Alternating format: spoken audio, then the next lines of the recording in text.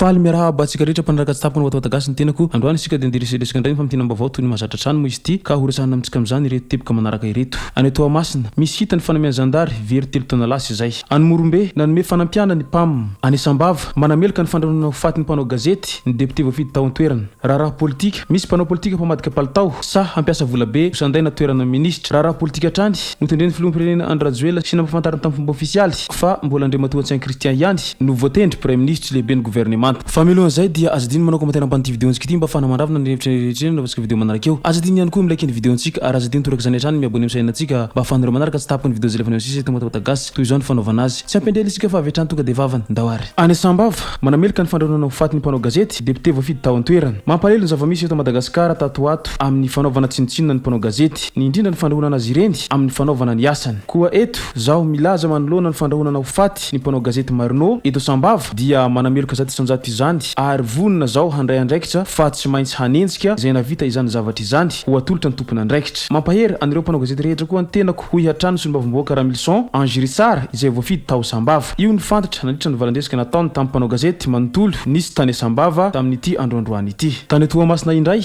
taoreny vaovao azo avy tamin'olona tsara sitrapo no nahalalany zandary misy olona mitahiry fanamiana zandarmerie-pirenena tao Sahalavaina distriktan'ny Brickaville vantany vonenany zany no zandarmerie-pirenena dia nidina vetrany ny komandiny tompompatry ny zandarmerie-pirenena tao Toamasina ka hita tamin'ilay toerana tokoa ny polo lavatanana miisa raiky amin'ny telopolo ny voalohany volana janoary 4 lasa teo marihana moa fa efa nidoboka amponja ny olona nahitana an'io fanamiana io mbola mitoy ny fanadihadiana mahakasika ity tranga ity satria raha tsy hivina dia tany amin'ny taona 20 no nisy tranga famakiana contener tamin'ny RND iny avery tamin'izany ireo fanamiana mpitany filaminana ireo ka 3 taona tateo arina vao misy mangirana an'izay raha izay any Morombe namita iraka tany an-toerana omaly 3 janoary 4 ny ekipan'ny PAM fandaharana asa misahana ny sakafo maneran-tany taoriny fandalovan'ny rivodoza Alvaro nandritra izany no nanolorana fanampiana ao anatin'ny hamehana toy ny vary menaka biscuit ho an'ireo mponina traboina miisa 4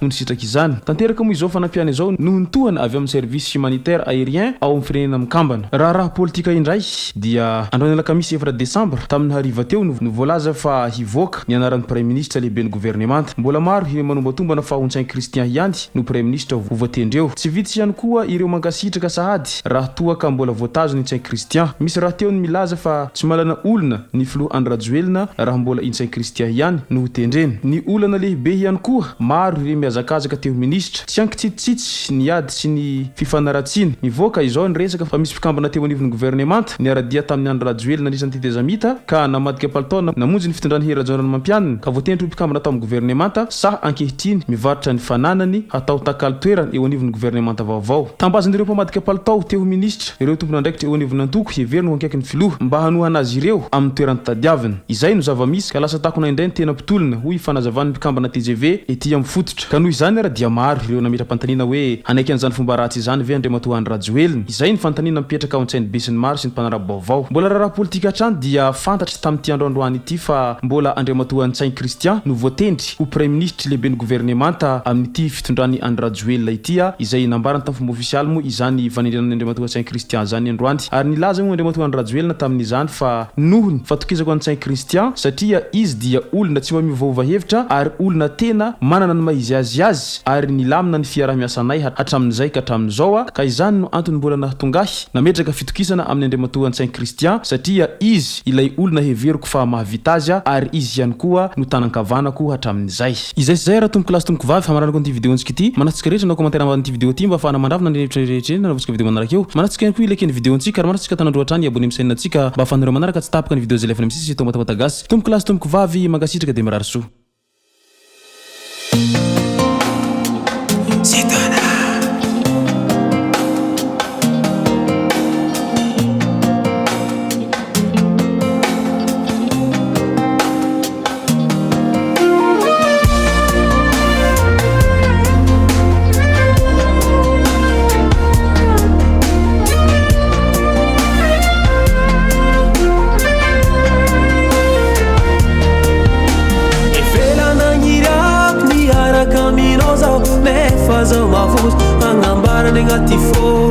Rangbola hezis katika jobe mitiavako no tsimyo umeka memito